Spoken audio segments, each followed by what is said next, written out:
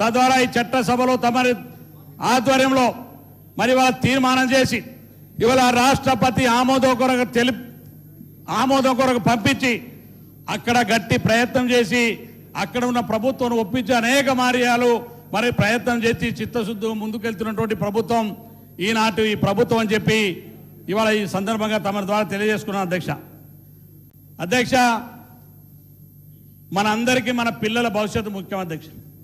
ఈ రాష్ట్ర భవిష్యత్తు ముఖ్యమని చాలామంది మనం ఇవాళ ఆలోచిస్తున్నారు కానీ అధ్యక్ష ఇవాళ ఈ రాష్ట్రంలో ముఖ్యంగా హైదరాబాద్ నగరం ఒక్కనే కాదు అధ్యక్ష, చాలామంది అనుకుంటున్నారు ఈ డ్రగ్స్ హైదరాబాద్కే పరిమితమైన అనుకుంటున్నారు అధ్యక్ష.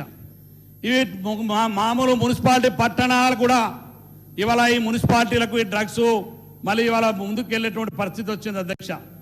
అందుకనే ఇవాళ ఈ డ్రగ్స్ మహమ్మారిని నిర్మూలన చేయాలని, ఈ డ్రగ్స్ మహమ్మారిని నిర్మూలించాలని, ఈ డ్రగ్స్ను అరికట్టాలని ప్రభుత్వం చిత్తశుద్ధితోటి ఇవాళ ఈగల్ అనేటువంటి ఒక వ్యవస్థను ఏర్పాటు చేసి దాన్ని ఉక్కు పాదాలతో తొక్కేయాలని ప్రభుత్వం లక్ష్యం ముందుకెళ్తుంది అధ్యక్ష. కానీ అధ్యక్ష ఇవాళ ఈ డ్రగ్స్ కోసం కొంతమంది పార్టీ నాయకులు బాధ్యత గల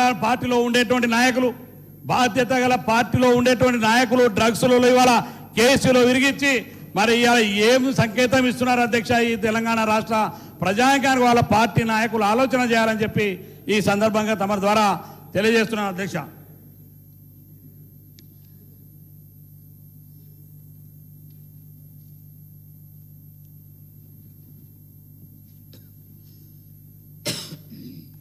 ప్రభుత్వం వచ్చిన తర్వాత అధ్యక్ష